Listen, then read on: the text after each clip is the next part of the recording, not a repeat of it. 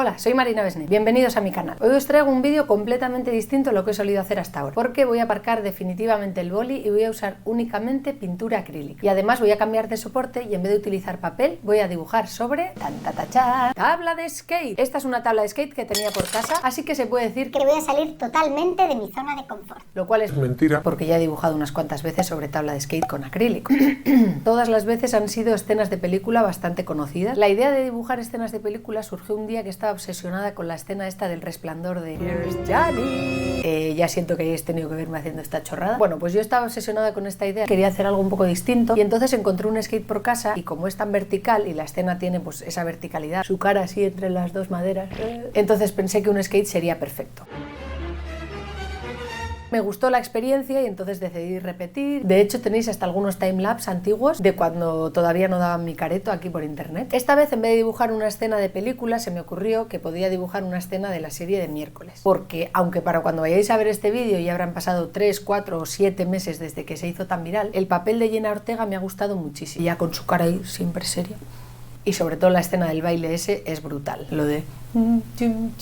Bueno, esto es de Backstreet Boys, ¿no? El problema de dibujar sobre un skate tiene que ser o muy horizontal o muy vertical. Yo para el vídeo de YouTube prefería que fuese una escena muy horizontal. Estuve dudando entre dos. Esta imagen es la que más me gusta. Lo que pasa que no me encajaba tan bien en una escena horizontal. También estaba esta otra escena que me gusta mucho su postura. Creo que puede encajar mejor en una escena horizontal, pero no me gusta tanto ni la iluminación ni su cara. Entonces lo que voy a intentar hacer es una especie de montaje en Photoshop, así ya sabéis de estos cutres que a mí me gustan, para ver qué tal quedan las dos imágenes juntas. Una vez elegida la imagen de referencia, ya nos podemos poner a preparar el skate. Lo primero que tengo que hacer es quitarle la lija. Para ello me ayudo de un secador de pelo que lo que hace es reblandecer la cola. Y después con un cúter intento separar la lija de la tabla. Si tu skate es nuevo, mucho mejor para ti porque podrás ahorrarte este paso y salvar tus nudillos. Es una tarea bastante complicada. Yo he visto por ahí en algunos vídeos que utilizan una barra, lo que pasa que tiene que ser una barra cilíndrica y esta no sirve para una mierda. Una vez despegado el primer trozo es más fácil. Aún y todo hay que hacer bastante fuerza y te raspas bastante con la lija, las manos, los nudillos y todo. Ahora toca el momento de lijar. Lo voy a hacer fuera de cámara para no llenar todo de polvo. ¡Tachán! Bendita edición. Ahora voy a dar la primera capa de yeso. Es la primera vez que lo utilizo. Se usa sobre todo cuando quieres conseguir un blanco muy opaco, que el color de la capa de abajo no sobresalga sobre la capa blanca, es decir, que el blanco se vea blanco. Eso sí, para conseguir la opacidad total y que el azul no se viera por ningún lado, he tenido que dar más de una capa. Cambio el fondo para que resalte el skate y me ayudo de la cuadrícula para hacer el boceto a lápiz. Hay quien el óleo o el acrílico lo trabaja a mancha, sin boceto previo. Va poniendo una capa sobre otra cada vez con mayor grado de detalle, lo cual despierta mi absoluta admiración. Yo de momento sigo necesitando un boceto a lápiz en el que poder basarme para poder empezar a aplicar la pintura acrílica. Esta va a ser la paleta de color que voy a utilizar. Mi idea en un principio era hacer primero el fondo en morado y después el dibujo encima, para que tenga mayor continuidad. Lo que pasa es que como yo trabajo con boceto a lápiz, en vez de trabajar con mancha, se iba a ver entonces las rayas del lápiz en el fondo, y es lo que no quería. Por tanto, lo que voy a hacer es primero el dibujo de la chica, es decir, de Miércoles, y después ya vamos a hacer el fondo. La primera capa la suelo dar con poco detalle, es más que nada para encajar las formas, las luces y sombras, los volúmenes, etc. No tengo mucho conocimiento de la pintura acrílica, excepto el de mi propia experiencia, o sea que puede que haya más de un experto en la sala que discrepe con mi método de trabajo, no se lo voy a negar. ¿Algún experto en la sala? Pero al final es el método que a mí me funciona mejor y así lo hago yo. Como os decía antes, hay quien este tipo de pinturas las trabaja a mancha. Normalmente suelen empezar con capas en las que los volúmenes y las manchas son muy poco detalladas y las capas superiores van cada vez aumentando la cantidad de detalle. Yo considero que una vez domines esta técnica tiene que ser más sencillo porque no necesitas hacer el boceto en el que encajar las proporciones, etc.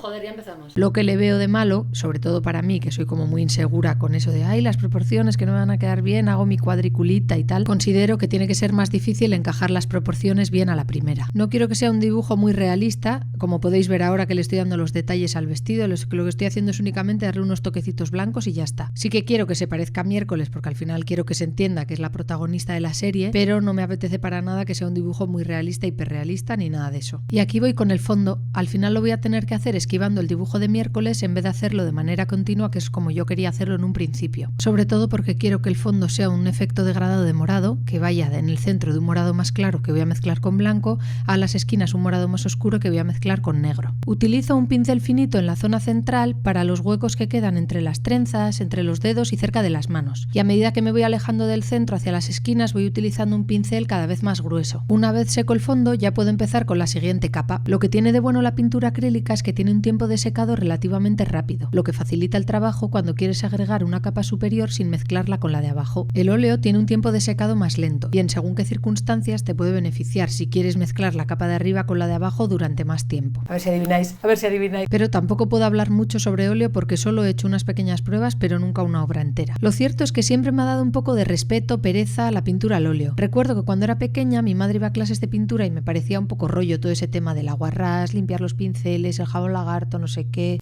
Perdón. Yo soy más de papel y boli, pero cuando conocí la pintura acrílica que se lava al agua me decidí a probar y fue con el skate del Resplandor cuando los probé por primera vez. Ahora ya existen óleos al agua, bueno, no sé cuánto tiempo llevarán en el mercado, pero yo los descubrí hace poco. Por eso ahora sí que me he animado a probarlos. El óleo clásico ese de limpiar con aguarrás nunca lo he probado y no sé si lo probaré porque teniendo los otros que se lavan al agua me parece que me voy a quedar con esos. Los pinceles elegidos también son importantes ya que va a permitir que se mezcle mejor o peor la pintura. A mí personalmente me suelen gustar los pinceles planos para dar color, ya que me gustan más las pinceladas más planitas, pero para mezclar colores están bien los que tienen las hebras un poco más abiertas. Pintar sobre el skate me está resultando bastante más difícil de lo que pensaba. No he conseguido dejar la madera muy lisa cuando he lijado y por ello se está complicando bastante la aplicación y mezcla de la pintura. Los colores en sí se entremezclan bien, lo que pasa es que considero que no es el soporte más adecuado. Creo que sería mejor pintar sobre una madera preparada para ello o sobre un lienzo.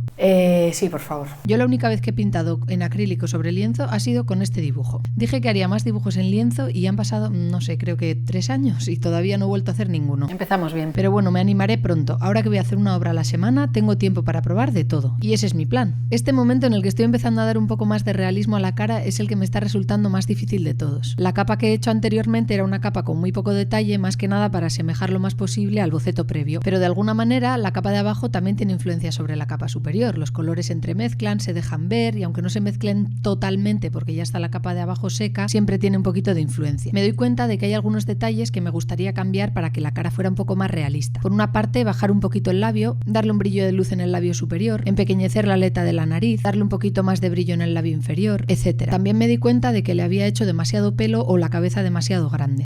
Dios, ¿por qué? Pero con un poquito de pintura morada lo he tapado y ahora me parece que es una representación más realista. La capacidad de cubrimiento del acrílico, así como la del óleo, permite trabajar claro sobre oscuro, algo que por ejemplo no es posible con acuarela o con boli. Por eso para los brillos o zonas más claras no es necesario reservar el espacio o dejarlo sin pintar, sino que podemos esperar a que se seque la capa de debajo y aplicamos el color más claro por encima, como en el caso de los brillos en el pelo, por ejemplo. Ahora viene uno de los momentos que más me gusta, que es el de darle los detalles finales al dibujo. Normalmente son estos detalles los que hacen que parezca que el dibujo cobra vida. Y como toda obra que se precie, no puede faltar la firma de la autora, claro. Y ahora llega el momento barniz. Creo que se merece una buena banda sonora. ¡Shh!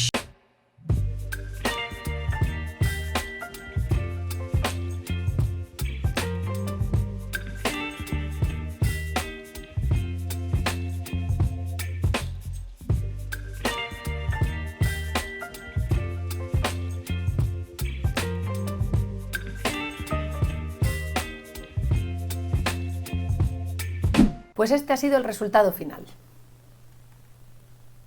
Yo personalmente creo que ha quedado bastante bien. Sí que es verdad que igual la combinación de las dos imágenes no ha sido la más acertada porque claro, al tener iluminaciones diferentes, a esta le daba la luz así por el costado, una luz más morada, más clarita, y en esta sin embargo la luz le viene desde este lado y por aquí viene únicamente sombra, entonces quizá queda un poco extraño. También hice el montaje de la mano, que es otra mano distinta, y bueno, quizá el juego de la iluminación pues se podía haber mejorado un poquito. El skate no ha sido para nada el mejor soporte. Yo las veces que había dibujado sobre skate tenía mejor recuerdo. Yo creo que la parte de atrás tiene una madera un poco más lisa, quizá es un poco más sencillo lijarla y por eso tiene un mejor acabado, pero aquí ha quedado una superficie bastante irregular, lo cual dificultaba un poco el trazo. Vamos, que no ha sido el soporte más agradecido para algo así. A ver, que es que le da la luz todo el rato.